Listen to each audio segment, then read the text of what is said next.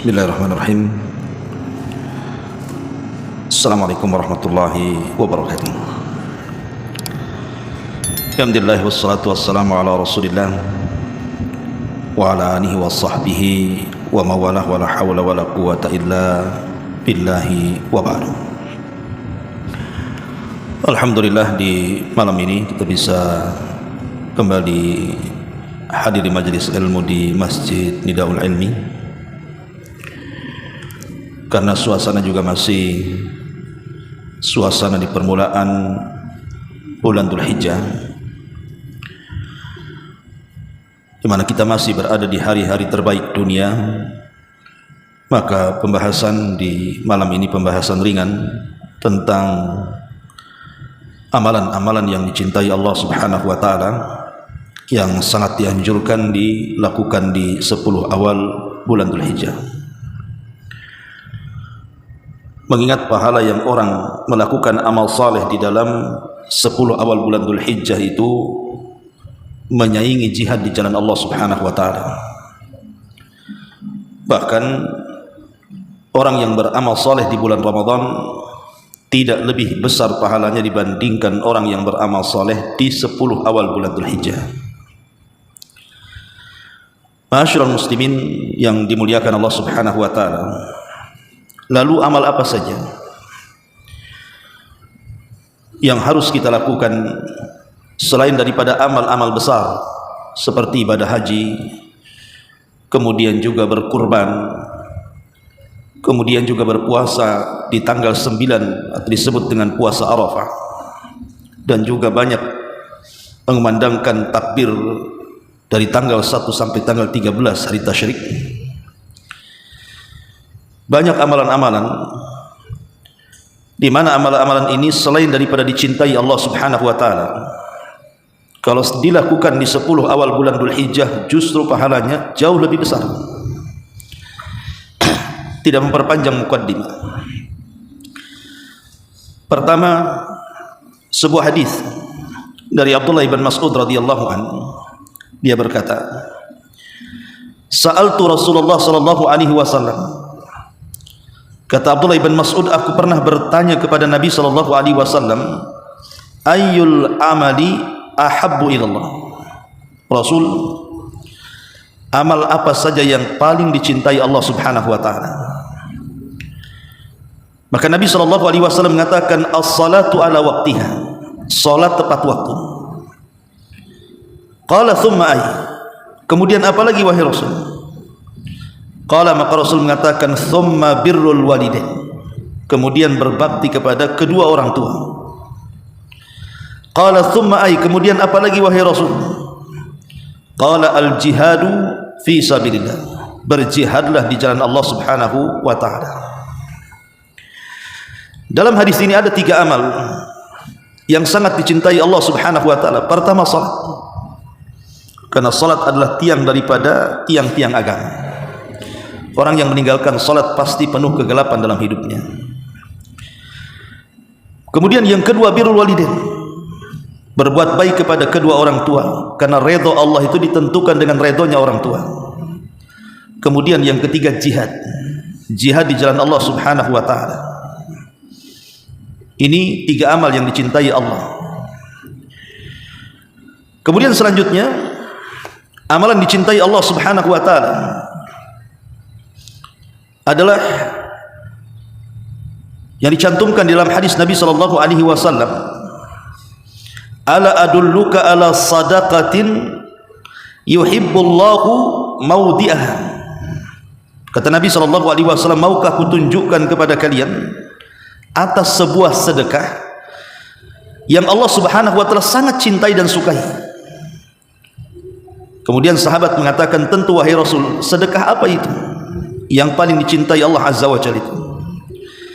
Maka Rasul mengatakan, tuslihu bainan nas fa innaha sadaqatun yuhibbullah maudi'aha. Anda memperbaiki di antara manusia yang sedang bertengkar, itu adalah sedekah yang paling dicintai oleh Allah Subhanahu wa taala. Jadi mengislah di antara dua manusia yang sedang bertikai, yang sedang bertengkar, walaupun kita harus mengeluarkan harta kita supaya dua orang yang sedang bertengkar ini menjadi damai, ataupun harus meluangkan waktu kita untuk mendamaikan dua orang atau lebih yang sedang bertengkar, maka itu sedekah yang paling dicintai Allah. Karena bukan gampang ikhwan, melerai orang yang sedang bertengkar itu susah sekali. Jangan-jangan kita pula terlibat di situ. Kalau tidak bijak-bijak kita menyelesaikan permasalahan orang, kita malah masuk di dalamnya kan. Makanya kenapa kemudian orang yang mengislah di antara dua orang atau lebih yang sedang bertikai itu sebuah sedekah yang dicintai Allah Subhanahu wa taala. Kemudian juga di antara hal yang sangat dicintai Allah Subhanahu wa taala adalah sombong di dua tempat. Sombong di dua tempat. Pertama, indal qital, saat peperangan, dan yang kedua indas sadaqati, saat bersedekah. Pada dasarnya sombong itu kan tercela. Makanya kemudian Rasul mengatakan tidak akan masuk surga orang yang dalam hatinya ada kesombongan walaupun sebiji zarah, kan begitu. Bahkan nanti pada hari kiamat orang-orang yang sombong itu badan mereka akan dikecilkan seperti semut. Itu dasar hukum sombong itu tidak boleh, karena sombong itu kan ridanya Allah. Tapi ada kesombongan yang dicintai Nabi, dicintai Allah Subhanahu wa taala. Apa itu? Disebutkan dalam sebuah hadis, inna minal khuyala'i ma yuhibbullah. Sesungguhnya ada bagian-bagian kesombongan itu sangat dicintai Allah. Fa ammal khuyala allati yuhibbullah fa ikhtiyalur rajuli nafsahu indal qital. Pertama, adapun kesombongan yang dicintai Allah Subhanahu wa taala adalah kesombongan seseorang ketika berperang. Wa ikhtiyaluhu indas sadaqati, dan ketika bersedekah. Maksudnya apa? Sombong ketika perang dan sombong ketika sedekah itu. Para ulama menjelaskan maksudnya adalah ad-dukhulu fil ma'rakati binasyati nafsin wa quwwati qalbin wa idharu jaladati wat tabakhturi fihi wal istighfafu bil adwi li idkhalir ru'bi fi qalbihi. Jadi kata para ulama, maksudnya sombong dalam peperangan adalah timbulnya semangat diri, kekuatan hati, dan juga menampakkan izzah kemuliaan dan merendahkan musuh. Kenapa merendahkan musuh? Supaya timbul rasa takut dari musuh. Karena kalau musuh sudah takut, maka akan mempengaruhi kekuatannya. Makanya Ali radhiyallahu anhu saat perang Khaybar, ketika bermubarazah, perang tanding dengan jagoan Yahudi di Khaybar, apa kata Ali radhiyallahu anhu kepada Marhab itu? Namanya Marhab, jagoan Yahudi itu. Kata Ali radhiyallahu an, ana alladhi sammatni ummi Haidarah kanaithi ghabatin karihil mandara. Tahukah engkau wahai Marhab, saya ini adalah jagoan kampung. Ibuku memberi nama kepadaku sebagai singa hutan yang semua binatang-binatang takut kepadaku, katanya. Kemudian Ali pun bersyair merendahkan si Marhab ini. Itu kan sebuah kesombongan. Merendahkan orang kan tidak boleh. Membanggakan diri dan merendahkan orang itu sebuah kesombongan. Tapi dalam peperangan justru sangat dianjurkan. Sebagaimana dusta itu dilarang, tapi dalam peperangan boleh, karena al-harbu kaidun. Namanya perang itu kan tipu daya, yang penting menang. Ini yang pertama. Dan yang kedua, sombong ketika sedekah. Apa maknanya?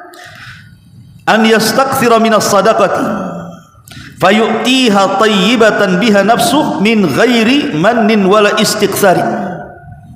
Maksudnya sombong ketika sedekah, dia memperbanyak sedekah dan dia memberi sedekah itu dari kerelaan dia dan dari hartanya yang baik, tanpa mengingat-ingat, menyebut-nyebut, dan tanpa pamrih dari orang yang disedekahinya.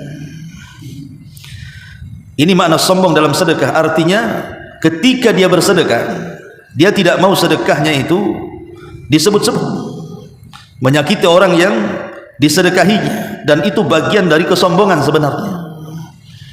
Karena dia merasa cukup apa yang datang dari Allah, nih saya kasih uang, Tidak perlu kamu harus membalasnya. Kalimat seperti ini kan ada unsur kesombongan, tetapi justru Allah suka nih kalimat ini dalam sedekahnya. Ma'asyiral muslimin yang dimuliakan Allah Subhanahu wa taala, ini juga amalan-amalan yang dicintai Allah Subhanahu wa taala. Kemudian juga amalan-amalan yang dicintai Allah Subhanahu wa taala juga adalah ityanu rukhasi, menjalankan keringanan-keringanan yang Allah ringankan kepada kita dalam ibadah. Umpamanya Anda safar. Safar itu kan disyariatkan qasar. Boleh juga kalau dalam kesibukan dijama'. Ada orang yang tidak mau qasar, maunya sempurna saja. Padahal kalau seandainya dia mengqasar salat dari sempurna 4 rakaat jadi 2 rakaat gitu ya, seperti salat zuhur, asar dan isya, maka ini adalah amalan yang sangat dicintai Allah Subhanahu wa taala. Dalam sebuah hadis Nabi sallallahu alaihi wasallam mengatakan, innallaha yuhibbu an tu'ta rukhasahu kama yuhibbu an tu'ta azaimah. Allah itu senang kalau seandainya keringanan-keringannya dijalankan manusia, sebagaimana Allah juga senang ketika kewajiban-kewajibannya dilaksanakan. Jadi kalau Allah memberikan keringanan kepada kita, buat keringanan itu seringan mungkin. Umpamanya tidak ada air ke sana kemari, tayamum, Allah suka ya. Kemudian ketika kita sholat tidak sanggup berdiri, duduk, itu keringanan. Ketika kita safar kemudian kita harus mengkosor-kosor, itu keringanan gitu ya. Lah orang yang menjalankan keringanan-keringanan yang Allah berikan kepada kita itu, tanda amalan itu dicintai Allah. Justru sebaliknya, kalau kita tidak mengambil keringanan itu, justru itu dianggap sombong. Allah kasih keringanan kok kita tak mau pula. Maka ini juga diantara amalan-amalan yang dicintai Allah Subhanahu wa taala. Kemudian juga amalan-amalan yang dicintai Allah Subhanahu wa taala adalah yuhibbullahu al-halifu bi. Allah itu suka kalau kita bersumpah menggunakan namanya. Nabi SAW mengatakan, ahlifu billahi wa barru wasduqu fa innallaha yuhibbu an yukhlafu bihi. Bersumpahlah kalian dengan menyebut nama Allah, berbuat baiklah kalian, dan benarkanlah ucapan kalian, jujurlah ucapan kalian, karena Allah senang kalau seandainya dirinya dijadikan sumpah oleh makhluknya. Karena kalau seandainya seseorang bersumpah kepada selain Allah, hatta ke Ka'bah ataupun kepada diri Nabi Muhammad SAW saja tidak boleh. Pamannya demi Muhammad, tidak boleh. Karena Rasul sendiri yang mengatakan, man halafa bi ghairillahi faqad asyrak. Siapapun yang bersumpah kepada selain Allah, maka dia telah menyekutukan Allah. Bahkan ada istilah para ulama, bersumpah kepada Allah untuk sebuah kedustaan lebih baik dibandingkan berdusta kepada selain Allah untuk sebuah kejujuran. Saya ulang, bersumpah atas nama Allah untuk sebuah kedustaan itu masih lebih ringan dibandingkan bersumpah kepada selain Allah tapi untuk sebuah kedustaan, sebuah kejujuran. Kenapa? Karena kalau dusta itu dosa besar, tidak sampai taraf syirik. Tapi kalau orang jujur tapi bersumpah kepada selain Allah, maka dia terjerumus kepada kesyirikan. Walaupun itu syirkul asghar, syirik kecil, tapi dosa syirik kecil lebih besar dibandingkan dosa-dosa besar. Makanya kalau bersumpah kepada Allah, jangan kepada yang lain. Ini juga bagian daripada amalan-amalan dicintai Allah Subhanahu wa taala. Termasuk juga amalan-amalan dicintai Allah Subhanahu wa taala adalah amalan-amalan yang ringan tetapi dibuat santai dan istiqomah. Itulah yang disebut dalam hadis Nabi sallallahu alaihi wasallam, ahabbul a'mal ilallahi adwamuha wa in qalla. Sebaik-baik amal yang dicintai Allah itu adalah orang yang istiqomah walaupun sederhana. Contoh mamanya nih, sholat sunnah itu kan banyak tuh. Ada rawatibnya, ada duhanya, ada witirnya, sholat sunnah wudunya, macam-macam sholat sunnah itu kan. Kita tidak perlu memborong semua sholat sunnah, karena Rasul yang mengatakan wa man yushaddadin illa ghalabah. Siapapun yang memborong semua ibadah itu pasti ibadah akan mengalahkan dia. Pasti akan kecapean kalau semua diborong kan. Makanya kemudian Nabi SAW mengajarkan tidak perlu semua ibadah diborong. Ambil ibadah yang kita sukai, kemudian istiqomahlah di situ. Pamannya sholat duha, ya sudah duha terus saja. Ya. Nah, kalau mamanya sholat witir, ya witir terus saja. Kalau sholat malam terus saja. Tidak perlu semua diambil. Karena kemampuan kita ini tidak akan sanggup memborong semua ibadah. Maka ambillah ibadah itu yang sederhana tetapi terus-terusan, karena itu justru amalan yang paling dicintai Allah Subhanahu wa taala. Termasuk juga mengucap alhamdulillah saat bersin. Mengucap alhamdulillah saat bersin. Kenapa? Rasul mengatakan innallaha yuhibbul uttas. Allah itu suka dengan orang-orang yang bersin. Tapi Allah tidak suka dengan orang yang menguap. Karena menguap itu dalam bahasa Arab disebut tasawuf. Tasawuf itu dari setan. Karena bawaannya biasanya orang menguap itu ngantuk, lemas, tidur, kan itu ya. Tetapi orang yang bersin ini bawaannya apa? Pres. Karena dia mengeluarkan penyakit sehingga jadi sehat. Makanya kenapa setelah bersin kita disuruh untuk membaca alhamdulillah. Bagi yang mendengar membaca yarhamukallah. Bagi yang bersin menjawab yahdikumullah wa yuslih balakum. Kemudian bersin lagi dan dia mengucap alhamdulillah, nah, kita jawab lagi yarhamukallah. Kemudian yang bersin jawab lagi yahdikumullah wa yuslih balakum. Kemudian bersin lagi ketiga kalinya dia mengucapkan alhamdulillah. Kata para ulama, kalau sudah bersin 3 kali tidak perlu dijawab yarhamukallah. Bilang aja kau sedang flu itu ke dokter sana. Karena sudah 3 kali masalahnya ya. Adapun ucapan syafaqallah, kata Syekh bin Baz rahimahullahu taala, itu tidak ada riwayatnya. Jadi kalau bersin 3 kali kemudian kita katakan syafaqallah, semoga Allah menyembuhkan kamu, itu tidak ada kalimat itu dalam hadis. Tetapi kalau sebagai doa umum, tapi bukan sebuah kelaziman, kalau sudah bersin 3 kali kita katakan syafaqallah, tidak masalah sih, karena hanya doa saja, semoga Allah menyembuhkan penyakitmu. Karena kalau sudah 3 kali itu ada penyakit tuh ya. Jadi ini juga bersin mengucapkan alhamdulillah itu juga bagian amalan yang dicintai. Bahkan disebutkan dalam biografi Abi Dawud As-Sijistani, ma'ruf, seorang ulama yang mengeluarkan hadis karyanya Sunan Abi Dawud itu. Jadi kalau antum baca biografi Abi Dawud itu, satu labul ilmi. Jadi satu hari Abi Dawud ini naik sampan untuk menyeberangi sebuah sungai dalam rangka rihlah li talabul ilmi kan. Kemudian di tengah sungai dia mendengar ada orang bersin dari kejauhan. Maka dia mengatakan kepada pemilik kapal itu, bisa enggak engkau antar aku ke orang bersin itu, ku tambah ongkosnya 2 kali lipat katanya. Ya senang sajalah yang punya perahu. Dia antar ke orang bersin. Kata Abi Dawud, apakah engkau tadi mengucapkan alhamdulillah saat bersin? Kata orang bersin ini, iya. Kata Abu Dawud, yarhamukallah. Kemudian pergi lagi. Ayo lanjutkan. Cuman jawab bersin itu dia harus ngasih ongkos 2 kali lipat tuh, bayangkan. Luar biasa itu. Coba antum gitu, kalau udah bersin di seberang atau dekati mukanya, yarhamukallah, terus pergi lagi gitu. Kayak Abi Dawud. Ma'asyiral muslimin yang dimuliakan Allah Azza wa Jalla. Taib. Kemudian juga di antara amalan yang paling dicintai Allah Azza wa Jalla, idkhalus surur 'alal muslim. Memasukkan kesenangan dan kebahagiaan kepada hati seorang muslim. Ketika Nabi SAW ditanya tentang ahabul a'mal, amal yang paling dicintai ilallah, di sisi Allah Subhanahu wa taala, maka Rasul mengatakan dalam hadis yang dikeluarkan At-Tabrani dan dihasankan oleh Syekh Albani, sururun tudkhiluhu ala muslim. Kau masukkan kebahagiaan ke hati seorang muslim. Atau dalam bahasa ulama disebut jabrul qulub namanya. Jabrul qulub itu artinya menempel kesedihan-kesedihan orang. Kadang kita ini selalu menyakiti orang lain dengan gibah kita, dengan bully kita, dengan fitnah kita kan. Dia tidak tahu bahwa orang yang difitnah, orang yang dibully, orang yang dihina, orang yang disakiti, orang yang dijelek-jeleki itu dia punya urusan sendiri dengan keluarganya. Dia sendiri sudah penat sebenarnya. Mungkin dengan pekerjaannya sudah penat, mengurus anak istrinya sudah penat, kita pula membuat penat pikiran dia, makin penat lah kan gitu.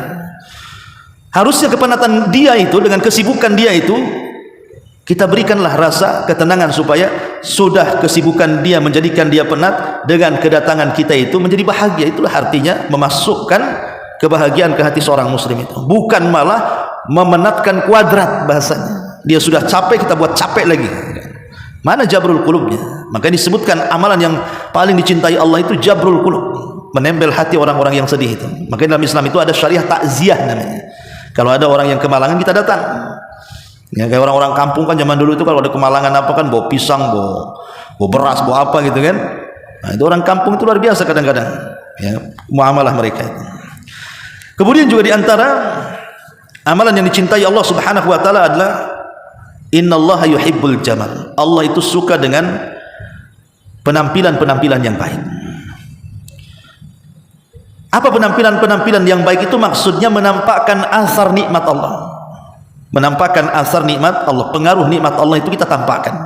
Pamannya nih, kita ini punya uang banyak. Kalau punya uang banyak, maka pakailah pakaian yang layak dipakai. Kadang ada orang bakhil itu bukan hanya kepada orang saja, sama dirinya aja bakhil. Pakaiannya itu ya kadang-kadang compang-camping, kononnya sih mau biar dikenal sahaja, sederhana, tapi kadang-kadang juga tidak layak juga pakaian yang dia pakai itu. Nggak boleh seperti itu.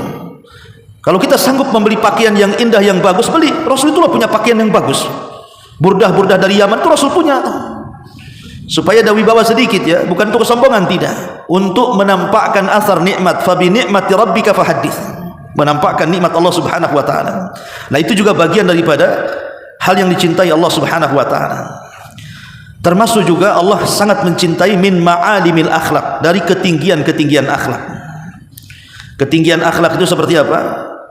Seperti menyambung silaturahim, memuliakan tamu, menyambung orang yang memutus silaturahim kepada kita, memaafkan orang yang mendolimi kita, tidak menyakiti tetangga, tidak menakuti seorang muslim, tidak mendoliminya, tidak menghinanya, tidak membuka aibnya. Itu akhlak-akhlak mulia itu. Allah Subhanahu Rasul sallallahu alaihi wasallam mengatakan, innallaha yuhibbu ma'aliyal akhlak. Allah itu cinta dengan akhlak-akhlak yang luhur itu. Maka berusaha kita menjadi orang yang berakhlak, termasuk juga al-afu, mudah memaafkan, termasuk juga ar-rifqa, kelembutan, termasuk juga memberi nama terbaik kepada anak kita. Itu sebuah amal dicintai. Kata Nabi sallallahu alaihi wasallam, inna ahabba asma'ikum ilallah Abdullah wa Abdurrahman, rawahu Muslim. Sesungguhnya nama yang paling dicintai Allah itu adalah ketika kita memberi nama anak kita dengan Abdullah dan Abdurrahman. Sampai memberi nama anak kita aja jangan sembarang kan gitu ya. Karena memberi nama-nama yang baik kepada anak kita itu sesuatu amalan yang merupakan dicintai Allah Subhanahu wa taala. Termasuk juga amalan yang dicintai Allah adalah al-ghiratu fi ribati, memiliki kecemburuan kepada keluarga yang bermaksiat. Namanya dia marah kalau anaknya buka aurat, marah kalau istrinya ghibah, marah kalau istrinya itu tabarruj, marah kalau anaknya tidak ngaji. Pokoknya dia punya kecemburuan dalam keluarga. Karena Nabi SAW mengatakan dalam sebuah hadis, minal ghirati ma yuhibbullahu, dari kecemburuan yang dicintai Allah Subhanahu wa taala adalah al-ghiratu fi ribati, cemburu dalam keluarga ketika melihat maksiat. Itu amalan yang paling dicintai Allah Subhanahu wa taala. Termasuk juga amalan yang dicintai Allah adalah itqanul amal. Itqan al-amal itu artinya kalau kita bekerja, kita mungkinkan pekerjaan itu. Karena Allah Subhanahu wa taala itu sangat mencintai apabila seseorang hamba beramal sebuah amalan kemudian dia istiqomah di situ. Amalan apa saja, baik dunia ataupun akhirat. Ya. Karena kalau ditekunikan sebuah amalan itu pasti akan menguasai lama-lama. Begitu juga ibadah, kalau ditekunikan lama-lama jadi biasa. Nah, itu juga salah satu amalan yang dicintai Allah Azza wa Jalla. Termasuk juga al-ilhah fid du'a, merengek di dalam berdoa. Nabi mengatakan innallaha yuhibbul mulihina fid du'a. Allah suka dengan orang-orang yang merengek saat berdoa. Kayak anak kecil minta sesuatu kepada kita lah kan begitu. Begitulah kita lakukan kita kepada Allah saat doa-doa kita. Termasuk juga al-ihsan fil amali. Dalam hadis Nabi SAW mengatakan innallaha yuhibbu minal amili idza amila an yuhsina. Allah suka apabila seorang yang melakukan sebuah amalan dia berusaha untuk baik dalam amalannya. Pamannya antum dipercaya menjadi tukang bangunan, bangunlah rumah saya. Betul-betul antum disiplin, berusaha, pamannya bagus pekerjaannya. Itu Allah suka dengan orang yang seperti ini. Atau mungkin kita kerja di PT, kita jaga waktunya, kita jaga betul-betul amanahnya, apa yang harus kita kerjakan itulah kita kerjakan dan tidak hitung-hitungan. Itu Allah suka tuh orang kayak gitu tuh. Karena kita juga gak suka kan orang malas-malas kan. Antum ambil tukang pamannya, kita nggak ada, dia merokok, dia duduk kan gitu. Pas tengok hasilnya tak ada, kita aja nggak suka, apalagi Allah kan gitu. Maka Allah itu suka kalau orang memperbaiki amalannya itu, memperbaiki pekerjaannya. Karena ketika manusia suka, Allah juga suka. Ma'asyiral muslimin yang dimuliakan Allah Azza wa Jalla, dan banyak lagi. Dan itu juga seperti dalam Quran. Di antaranya sabar, innallaha yuhibbus sabirin, Allah suka dengan orang-orang yang sabar. Kemudian takwa, innallaha yuhibbul muttaqin, Allah suka dengan orang-orang yang bertakwa. Kemudian orang yang berlaku adil, innallaha yuhibbul muqsitin, Allah suka dengan orang-orang yang berlaku adil. Termasuk juga orang-orang yang muraqabah, senantiasa diawasi Allah, disebut dengan ihsan atau muhsinin, innallaha yuhibbul muhsinin. Itu juga bagian daripada amalan yang dicintai Allah, termasuk juga taubat, innallaha yuhibbu tawabin, Allah suka dengan orang-orang yang bertobat. Dan banyak amalan-amalan yang dicintai Allah subhanahu wa ta'ala. Kalau amalan-amalan ini kita lakukan di 10 awal bulan Dzulhijjah ini, maka selain amalan itu dicintai Allah, lebih daripada itu pahalanya menandingi jihad, dan lebih besar pahalanya dibandingkan dilakukan di bulan Ramadan. Maka inilah amalan-amalan yang dicintai Allah subhanahu wa ta'ala. Mudah-mudahan ada manfaatnya. Subhanaka wa bihamdika asyhadu an la ilaha illa anta astaghfiruka wa atubu ilaik. Allahu ta'ala alam. Assalamualaikum warahmatullahi wabarakatuh.